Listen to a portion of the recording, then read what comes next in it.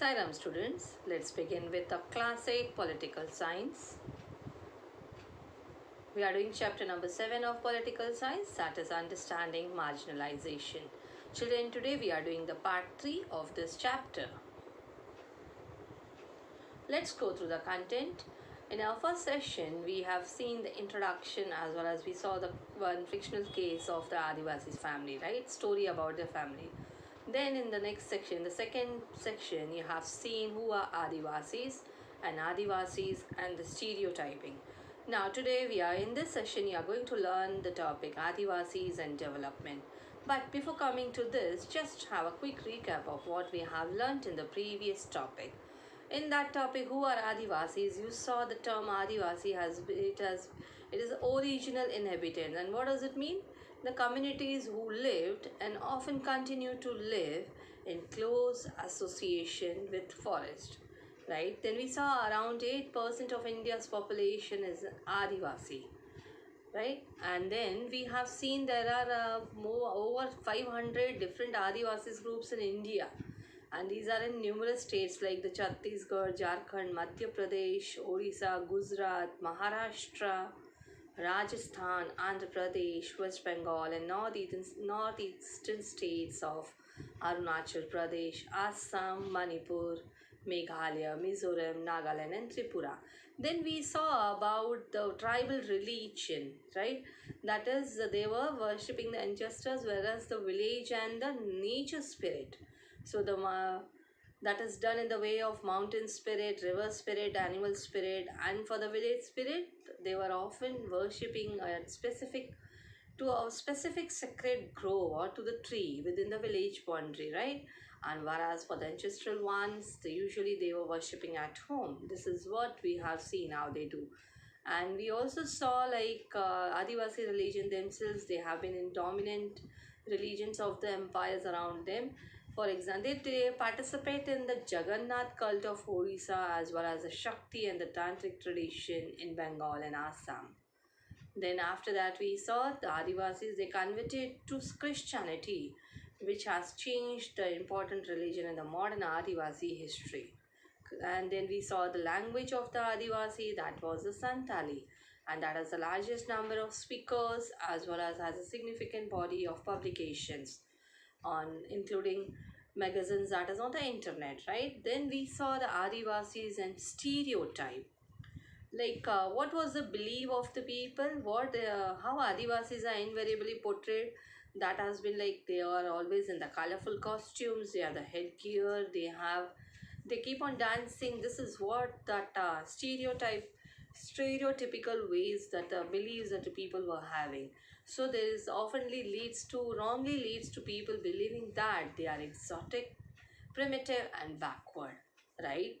So now children, in today's session, we are going to begin with the topic Adivasis and development. See, you have already read in your history textbook, forests were absolutely crucial to the development of all empires and the settled civilizations in India. See, children, you all know the life forests were absolutely crucial to the development of all empires, right? Why? Because of this, the development couldn't take place in the metal ores, and we know many things that comes from forest. That is metal ores like iron and copper, gold and silver, coal and diamonds, invaluable timber, even the medicinal herbs and the animal products, and even animals themselves. These all come from the forest only, right? But in addition to this, the continuation of life depended heavily on forest, right? Do you all agree with this? Yes, definitely. That helped recharge many of India's rivers and is becoming clearer now, crucial to the availability and quality of our air and water. See, forest covered the major part of a country, that is till the 19th century. And the Adivasis, they had a deep knowledge of, see, because Adivasis, they know each and everything of forest, so they have the deep knowledge of access to as well as the control over most of these vast tracts, at least till the middle of the 18th century. So this meant that they were not ruled by large states and empires. Instead, often empires heavily depended on Adivasis. Why? For the crucial access to forest resources. Because they were the one who know each and everything how what is present where in the forest. That is the reason like even empires were heavily dependent on the Adivasis because they only know about the forest resources very well. So this is like we have seen radically contrary to our image of Adivasis today as somewhat marginal and powerless communities. But in the pre-colonial world, they were traditionally ranged as the hunter-gatherers and nomads and lived by shifting agriculture and also by cultivating in one place. See, this was the situation of the pre-colonial world. But although these remain for the past 200 years, Adivasis have been increasingly, they have been forced. How they have been forced? They have been forced through the economic changes, forest policies, and political force. See, since from last 200 years, past 200 years, they have been in the forest only. But they have been forced increasingly. Like that force has kept on increasing day by day. In what ways? By making some economic changes, by making some changes in the policies of the forest, and even by the political force that is applied by the state and the private industries. For what? Why they were forcing them? They were forced to migrate to lives as workers in plantations or at the construction sites or even in industries and as domestic workers. This was what they were asked to leave their forest and to live to migrate their life and live as the workers in the plantations, either at the construction sites or even in the industries and as domestic workers. So, for the first time in history, they do not control all or they don't have much direct access to the forest territories. Now, this image has been given in your textbook here. It tells you about how this is a photo of the Niyamgiri hill that is located in the Kalahandi district of Odisha. This area is inhabited by Dongariya Khons, that is one of the tribe of the Adivasis, an Adivasi community. So Niyamgiri is the sacred mountain of this community. But what happened there? A major aluminium company is planning to set up a mine and a refinery here which will displace the Adivasi community. So they have strongly resisted this proposed development and have been joined by environmentalists as well. So the case against the company is also pending in the Supreme Court. So this case is going on. This is like how their life has changed. They have been moved away from the forest wherever the mines are required or some other things are available or the some factory some company has to be built up, so they were forced to move away from that particular places. So forest lands have been cleared for what? For timber and to get the land for agriculture and industry. So Adivasis have also lived in areas that are rich in minerals and other natural resources. But these are taken over for mining and other large industrial projects. So, what happened there? The powerful forces have often colluded to take over tribal land. Much of the land, much of the time, the land is taken away forcibly and the procedures are not followed. If we will go to the official figures, according to the official figures, more than 50% of persons displaced due to mines and the mining projects that are the tribals only. See, according to the figures that has been got from the official uh, person, that is like 50% of the persons, those who have been displaced due to mines and the mining projects are the tribals, are Adivasis. And another recent survey report by organizations working among Adivasis showed that the 79% of the persons displaced from the states of Andhra Pradesh, Chhattisgarh, Odisha and Jharkhand, they are also the tribals. So we can say the huge tracts of their lands have gone under the waters of hundreds of dams that have been built in independent India. Now, in the northeast, their lands remain highly militarized. Now, what is that militarized, children? See, in the glossary, the meaning of this has been given here. Just have a look here in this. What is that militarized?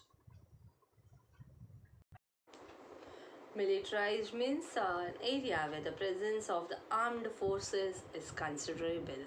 So what happened there in the northeast, their lands remain highly militarized, and India has 104 national parks.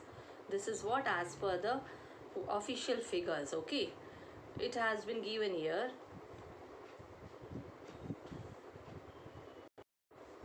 104 national parks that was covering 40,501 square kilometer, and 543 wildlife sanctuaries covering 1,18,918 square kilometer. So these are areas where tribals originally lived, but they were evicted from.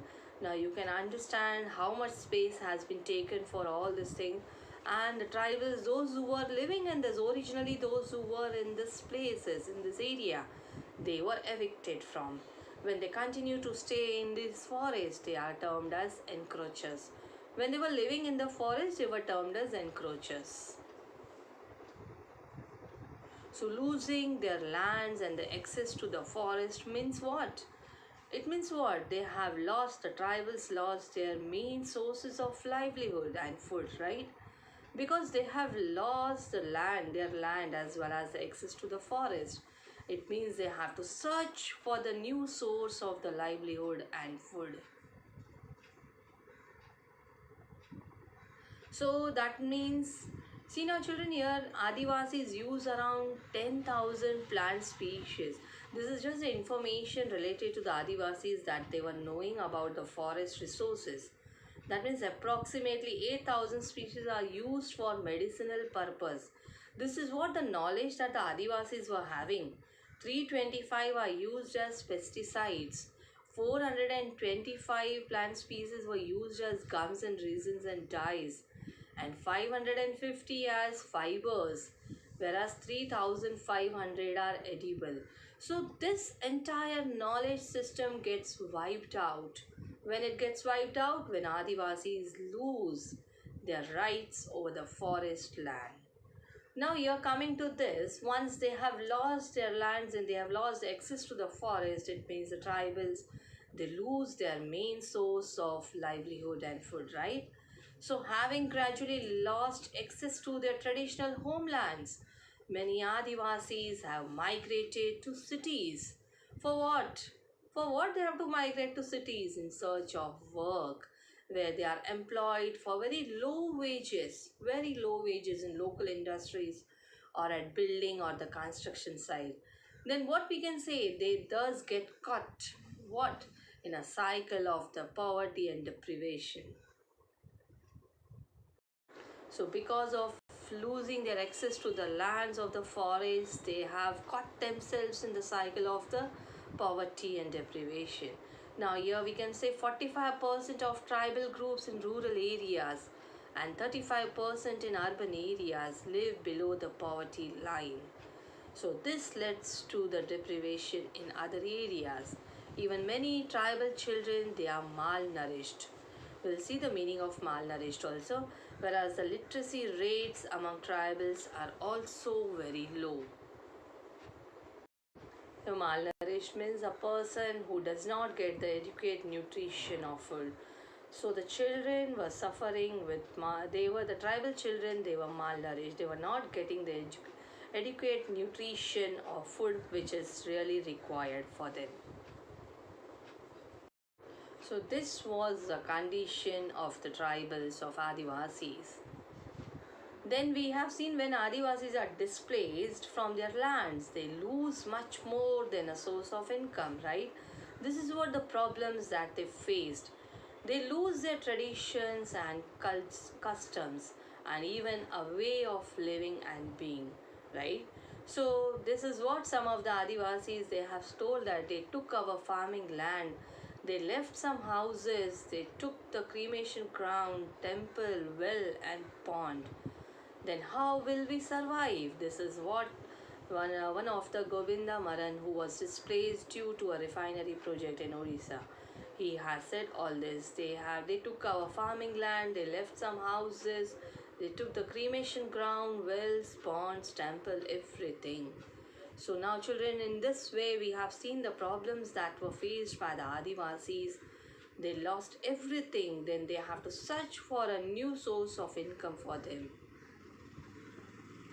Then here we can say there exists an interconnectedness between the economic and the social dimensions of tribal life.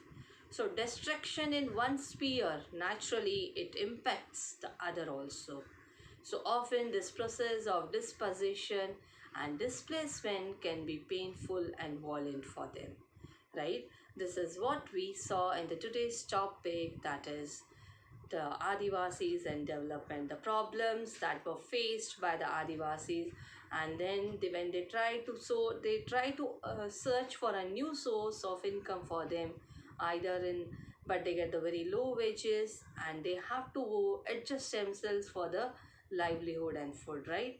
This is what was the condition of the Adivasis. So children, in our next session, we will be starting with a new topic, that is minorities and marginalization, as well as the Muslims and marginalization. So this is one of the group of where you have Adivasis is one of the community where we have seen the marginalization, that is a marginalized community, right? So children, see you in the next session with a new topic, that is minorities and marginalization. Till then, go through this topic and take good care of your health. Thank you.